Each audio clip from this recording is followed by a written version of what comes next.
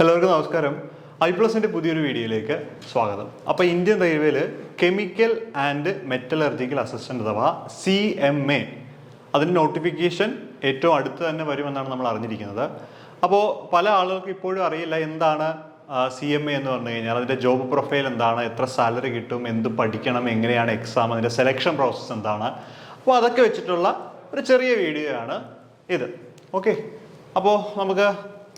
അപ്പോൾ CMA എന്ന് പറഞ്ഞു കഴിഞ്ഞാൽ കെമിക്കൽ ആൻഡ് മെറ്റലർജിക്കൽ അസിസ്റ്റന്റ് എന്നാണ് നമ്മൾ പറയുന്നത്.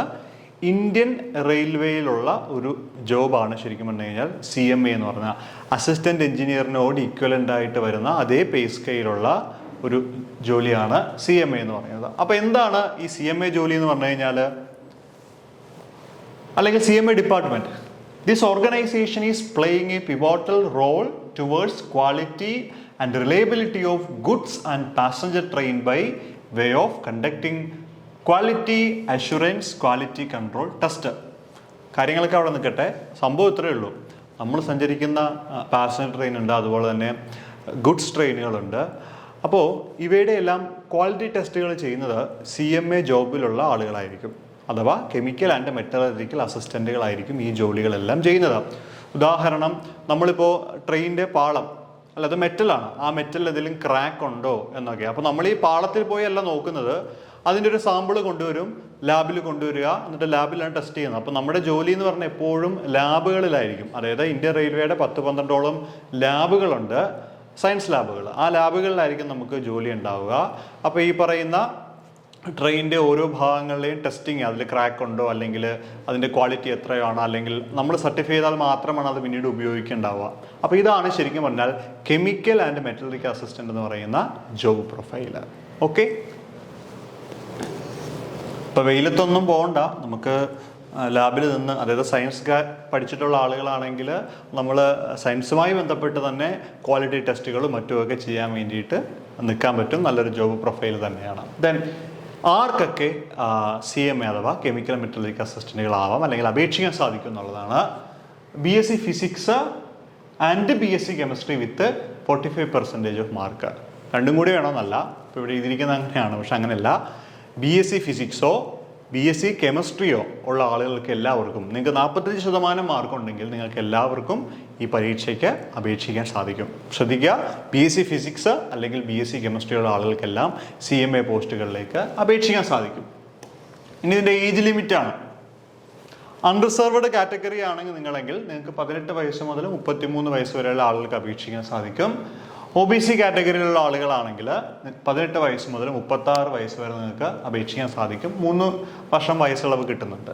ദെൻ SC/ST കാറ്റഗറി ആണെങ്കിൽ 18 മുതൽ 38 വയസ്സ് വരെയുള്ള ആളുകൾക്കും ഈ ജോലിക്ക് അപേക്ഷിക്കാനായിട്ട് സാധിക്കും. ഇനി ഇതിൻ്റെ സെലക്ഷൻ പ്രോസസ്സ് എങ്ങനെയാണെന്നും മിക്കവരും ചോദിക്കാറുണ്ട്. സെലക്ഷൻ പ്രോസസ്സ് എന്ന് പറയുമ്പോൾ പ്രധാനമായിട്ട് 2 പരീക്ഷകളാണുള്ളത്. കമ്പ്യൂട്ടർ ബേസ്ഡ് ടെസ്റ്റ്, ഓൺലൈനായിട്ടാണ് പരീക്ഷ, OMR അല്ല.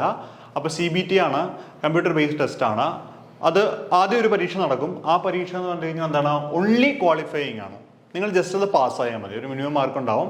ആ മിനിമം മാർക്ക് നിങ്ങൾ പാസ്സായി കഴിഞ്ഞാൽ നിങ്ങൾക്ക് സ്റ്റേജ് 2 പോകാൻ പറ്റും. അപ്പോൾ സ്റ്റേജ് 1 നടക്കുന്ന പരീക്ഷ എന്ന് വെച്ചാൽ ജനറൽ എബിലിറ്റി, മെൻ്റൽ എബിലിറ്റി അങ്ങനെയുള്ള കാര്യങ്ങളെല്ലാം ചേർത്ത് വെച്ചിട്ടാണ് ആദ്യത്തെ CBT ടെസ്റ്റ് വരുന്നത്. അപ്പോൾ സിലബസ് അനാലിസിസ് നമുക്ക് മറ്റൊരു വീഡിയോ ആയിട്ട് ഞാൻ അടുത്ത് തന്നെ ചെയ്തിടുന്നുണ്ട് കേട്ടോ ചാനലിൽ. 2-3 ദിവസത്തിനുള്ളിൽ ഇടാം. ഓക്കെ, അപ്പോൾ ആദ്യത്തെ പരീക്ഷ നിങ്ങൾ ജസ്റ്റ് പാസ്സാകുക. ആ പാസ്സാകുന്ന ആളുകളിൽ നിന്നും കുറച്ച് ആളുകൾ അവർ സെലക്ട് ചെയ്യും. അതായത് എത്ര വേക്കൻസി ഉണ്ടോ ആ വേക്കൻസിയുടെ 15 മുതൽ 18 ഇരട്ടി ആളുകളെ ഫസ്റ്റ് ടെസ്റ്റിൽ നിന്നും അവർ ഫിൽട്ടർ ചെയ്ത് എടുക്കും. എന്നിട്ട് എന്ത് ചെയ്യും, CBT 2 അത് സബ്ജക്റ്റീവാണ്. നിങ്ങൾ ഫിസിക്സും കെമിസ്ട്രിയും പഠിച്ചിട്ടുള്ള ആളുകളാണ്. അപ്പോൾ ഏകദേശം +2 നിലവാരത്തിലുള്ള ഫിസിക്സും കെമിസ്ട്രിയും, +2ൻ്റെ ടെസ്റ്റ് പുസ്തകങ്ങളും, പിന്നെ കുറച്ച് ഡിഗ്രി നിലവാരത്തിലുള്ളതും കുറച്ച് മെറ്റലർജിയിലെ ടോപ്പിക്കുകളുമാണ് ഇതിൻ്റെ അകത്ത് വരുന്നുണ്ടാവുക. അപ്പോൾ ആ കാര്യങ്ങളാണ് ഈ പറയുന്ന CBT 2 വരുന്നത്. പിന്നെ അതിൻ്റെ അകത്തും വളരെ കുറച്ച് ഭാഗം മാത്രം മെൻ്റൽ എബിലിറ്റിയും കാര്യങ്ങളും അതിൻ്റെ അകത്തും വരുന്നുണ്ട്. ഓക്കെ, അപ്പോൾ ആദ്യത്തേത് ഫുള്ളി ജനറൽ ആയിട്ടുള്ള ടോപ്പിക്കുകളാണ്, മെൻ്റൽ എബിലിറ്റി, റീസണിങ്, അങ്ങനെയുള്ള കാര്യങ്ങൾ. അതിൽ നമ്മൾ ക്വാളിഫൈ ആവും. അതിനുശേഷം സബ്ജക്റ്റീവ് എക്സാമിലേക്ക് വരും. ഈ സബ്ജക്റ്റീവ് എക്സാമിൻ്റെ ബേസിസിലാണ് നമുക്ക് അവസാനം റാങ്ക് ലിസ്റ്റ് അവർ പ്രിപ്പയർ ചെയ്യുന്നത്. ഒരിക്കലും CBT 1 മാർക്ക് അതിൻ്റെ അകത്തേക്ക് ആഡ് ചെയ്യില്ല. CBT 2 വെച്ചിട്ടാണ് എഴുതുക. ഇത് മുഴുവൻ സബ്ജക്റ്റീവാണ് അല്ല. 180 മാർക്കാണെങ്കിൽ 100 മാർക്ക് സബ്ജക്റ്റീവ്, 50 മാർക്ക് ഈ പറയുന്ന basic science, mental ability, reasoning ഒക്കെ ആയിരിക്കും അതിനകത്ത് വരുന്നുണ്ടാവുക. നമുക്കത് സിലബസ് അനാലിസിസിൽ പറയാം. അപ്പോൾ 2 പരീക്ഷകൾ പാസ്സായി കഴിഞ്ഞാൽ പിന്നെ നിങ്ങൾ ഡോക്യുമെൻറ്റ് വെരിഫിക്കേഷന് വിളിക്കും. നിങ്ങളുടെ ഡോക്യുമെൻറ്റ് വെരിഫിക്കേഷൻ കഴിഞ്ഞ് കഴിഞ്ഞാൽ ഒരു മെഡിക്കൽ എക്സാമിനേഷനും ഉണ്ടാവും. ഓക്കെ, നമ്മളിപ്പം സാധാരണ പോലീസിനാണേലും അല്ലെങ്കിൽ കേന്ദ്ര സർക്കാരിൻ്റെ ഏത് റെയിൽവേയുടെ ജോലിക്കൊക്കെ പോയാലും ഒരു മെഡിക്കൽ എക്സാമിനേഷൻ അതിനുണ്ടാവും. അല്ലെ, നിങ്ങൾക്ക് ഇന്നതൊക്കെ ഉണ്ടോ, നമ്മൾ ഏതെങ്കിലും ഒരു ഫിസിഷ്യനെ കണ്ട് സർട്ടിഫൈ ചെയ്ത് അവർക്ക് കൊടുക്കണം. അതാണ് മെഡിക്കൽ എക്സാമിനേഷൻ എന്ന് പറയുന്നത്. അപ്പോൾ ഈ 4 പരിപാടി കഴിഞ്ഞ് കഴിഞ്ഞാൽ നിങ്ങൾക്ക് നേരെ ജോലിയിലേക്ക് പോകാം. ഇൻ്റർവ്യൂ കാര്യങ്ങളൊന്നും ഇതിനില്ല. ഇതിൻ്റെ സാലറിയാണ്. സാലറി ബേസിക് പേ 35,400 രൂപയാണ്. പിന്നെ DA 6,018 രൂപ, HRA house rent allowance 5,666, TA 1,800 രൂപ. അപ്പോൾ ഏകദേശം ഗ്രോസ് സാലറി നിങ്ങൾക്ക് 50,000-നോട് അടുത്ത ഒരു തുക നിങ്ങൾക്ക് ഗ്രോസ് സാലറി ആയിട്ട് കിട്ടും. നിങ്ങളൊന്ന് ആലോചിച്ച് നോക്കി, നിങ്ങൾ ജോലി സ്റ്റാർട്ട് ചെയ്യുമ്പോൾ തന്നെ നിങ്ങൾക്ക് ഏകദേശം 50,000-ഓളം അടുത്തുള്ളൊരു കയ്യിൽ കിട്ടുന്ന സാലറി നിങ്ങൾക്ക് ഉണ്ടാവും എന്നുള്ളതാണ് ഈ ഒരു ജോലിയുടെ ഏറ്റവും വലിയൊരു പ്രത്യേകത എന്ന് പറയുന്നത്. 500,000 രൂപ നിങ്ങൾക്ക് സ്റ്റാർട്ടിങ്ങിൽ തന്നെ സാലറി വാങ്ങാനായിട്ട് CMA ജോലി കിട്ടിക്കഴിഞ്ഞാൽ സാധിക്കും. അതാണ് ഞാൻ നേരത്തെ പറഞ്ഞത്. അസിസ്റ്റൻറ്റ് എഞ്ചിനീയറിൻ്റെ അതേ ഇക്വലൻ്റ് ആയിട്ടുള്ള ജോബ് പ്രൊഫൈൽ, അല്ലെങ്കിൽ ജോബ് പ്രൊഫൈലല്ല, അതേ സാലറി പേ സ്കെയിലാണ് ഇതിനും വരുന്നത്. ഓക്കെ, ഇനി CMA ആയിക്കഴിഞ്ഞാൽ അതിൻ്റെ പ്രൊമോഷൻ സാധ്യതകൾ പിന്നെ ആളുകൾ ചോദിക്കാറുണ്ട്. നമ്മൾ CMA ആയിക്കഴിഞ്ഞാൽ പ്രൊമോഷൻ കിട്ടുമോ? പ്രൊമോഷൻ കിട്ടും. അപ്പോൾ കെമിക്കൽ ആൻഡ് മെറ്റലർജിക്കൽ അസിസ്റ്റൻറ്റ് കഴിഞ്ഞ് കഴിഞ്ഞാൽ പിന്നെ കെമിക്കൽ ആൻഡ് മെറ്റലർജിക്കൽ സൂപ്പർവൈസറിലേക്ക് നിങ്ങൾ മാറുകയാണ്, ഗസറ്റഡ് പോസ്റ്റിലേക്ക് മാറും. Then ARO assistant research officer എന്ന് പറഞ്ഞ പോസ്റ്റിലേക്ക് മാറും. ഇനി ഏറ്റവും അവസാനം DCCM എന്ന് പറയും, ഡെപ്യൂട്ടി ചീഫ് കെമിക്കൽ മെറ്റലറിസ്റ്റ് ആയിട്ട് നിങ്ങൾക്ക് സർവീസിൽ നിന്നും റിട്ടയർ ആവാനായിട്ടും സാധിക്കും. അപ്പോൾ ഇതുപോലെയുള്ള പ്രൊമോഷൻ സാധ്യതകളും ഈ പോസ്റ്റിനുണ്ട്. നമ്മൾ എപ്പോഴും എല്ലാ കാലത്തും കെമിക്കൽ ആൻഡ് മെറ്റലർജിക്കൽ അസിസ്റ്റൻ്റ് ആയിട്ട് ഇരിക്കേണ്ടി വരില്ല. നമ്മളതിൽ നിന്നും മുന്നോട്ട് പോകും. പക്ഷേ സയൻസ് ഇഷ്ടപ്പെടുന്ന ആളുകളാണെങ്കിൽ വളരെ എൻജോയ് ചെയ്ത് ചെയ്യാൻ പറ്റുന്ന ഒരു ജോലിയാണ് കെമിക്കൽ ആൻഡ് മെറ്റലർജിക്കൽ അസിസ്റ്റൻ്റ് എന്ന് പറയുന്നത്.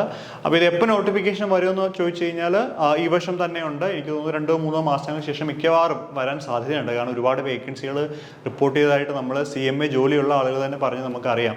ആളുകളുടെ ഷോർട്ടേജ് ഉണ്ട്. അപ്പോൾ ഏറ്റവും അടുത്ത് നോട്ടിഫിക്കേഷൻ വരുമെന്നുള്ളത്. അപ്പോൾ എന്തായാലും നമുക്ക് ഇപ്പോഴേ തന്നെ ഇതിനു വേണ്ടി പ്രിപ്പയർ ചെയ്യണം. അപ്പോൾ ഞാൻ ഇതിൻ്റെ സിലബസും കാര്യങ്ങളൊക്കെ ആയിട്ട് അടുത്തൊരു വീഡിയോ എന്തായാലും ചെയ്ത് നമ്മുടെ ചാനലിലിടാം. അപ്പോൾ നിങ്ങൾ പ്രിപ്പയർ ചെയ്യാൻ റെഡി ആണെങ്കിൽ iPlus നമ്മളൊരു കോഴ്സ് സ്റ്റാർട്ട് ചെയ്യുന്നുണ്ട്. അപ്പോൾ നിങ്ങൾക്ക് താല്പര്യം ഉണ്ടെങ്കിൽ താഴെ ഡീറ്റെയിൽസ് ഇട്ടിട്ടുണ്ട്. അപ്പോൾ നിങ്ങൾ നമ്പറുണ്ട്, ആ നമ്പറിൽ നിങ്ങൾ കോൺടാക്ട് ചെയ്യുക. ബാക്കി കാര്യങ്ങളെല്ലാം നിങ്ങൾക്ക് അറിയാം.